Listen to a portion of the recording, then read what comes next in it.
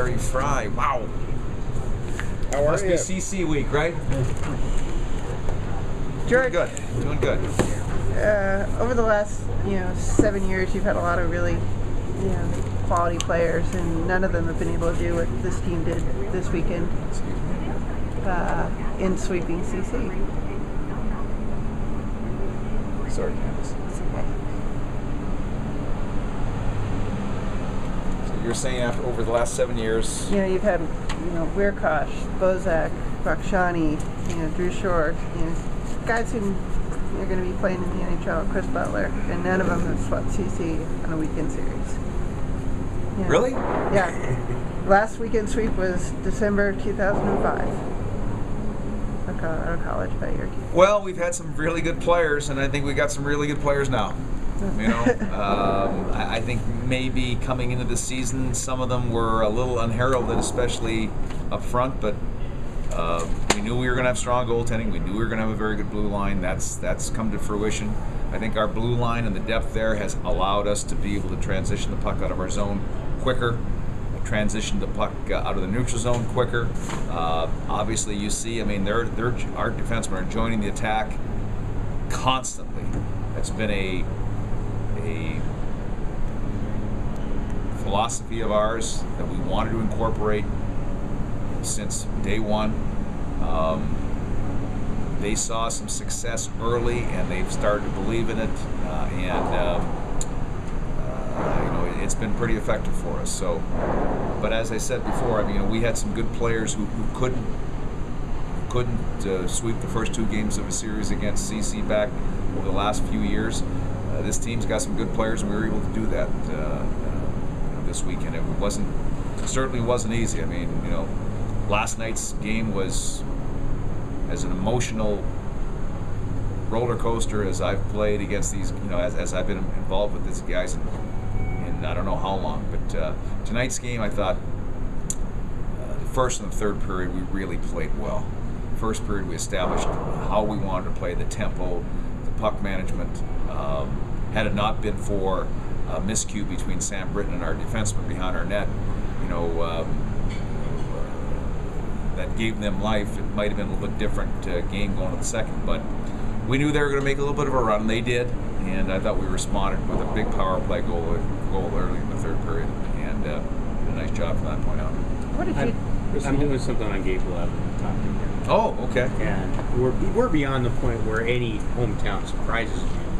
But he's from Marion and Del Rey, California. How did you find him up in Alaska, and how did you see him? Well, it's an interesting story because we were going up to play at Anchorage, and the coach of the Alaska team that Gabe plays for called Steve Miller and said, hey, one of these days one of you guys got to see this young guy play. And we didn't know who Gabe was, so myself and David Carl and David Lassonde, we rented a car right after practice on Thursday afternoon.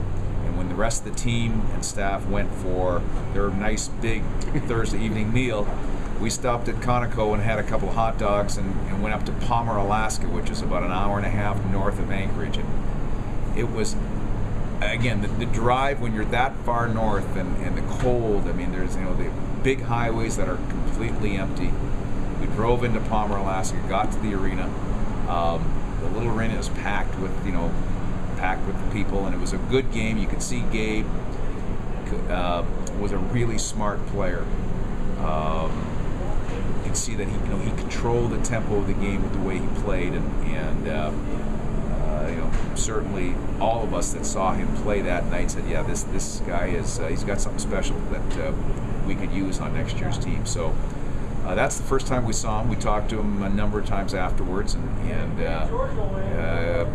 came to a mutual conclusion that this is where he wanted to be. Why is he a fit on that line? Pardon me? Why is he a fit on that?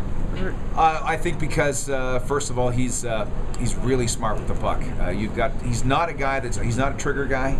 He's not going to pull the trigger a lot, but he knows how to handle the puck. He knows how to maintain possession.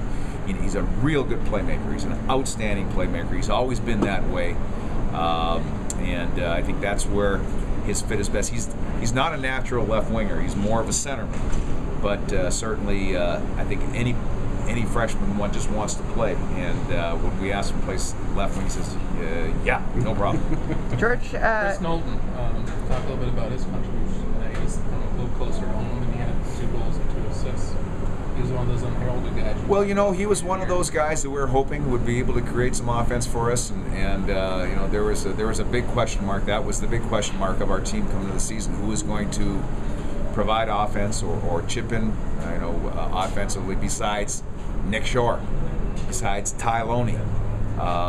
We were hoping Doremus would. We were hoping Knowlton would. We were hoping Ostro would, and certainly Chris Knowlton has had since a little bit of an early drought where he was playing well, but the puck wasn't going in. All of a sudden, it seems like every time he touches the puck, he's a threat now. what did you talk to the guys about in between the second and third period, especially after they really outplayed you guys in the last 15 minutes last night? And they're coming back. They're only down by a goal. Well, I think that we wanted to get back to or reminding them of some of the things that we tried to start the game with and how we wanted to play the first period. That's the way we wanted to play the third period. Certainly, we knew going into the third period we had a 4-minute power play, or 4 minutes and 11 seconds. If we can get a goal in that power play that gives us that 2-goal cushion, that really makes it harder on them, obviously. We had a little design play off the face-off that gave us possession right away in the offensive zone.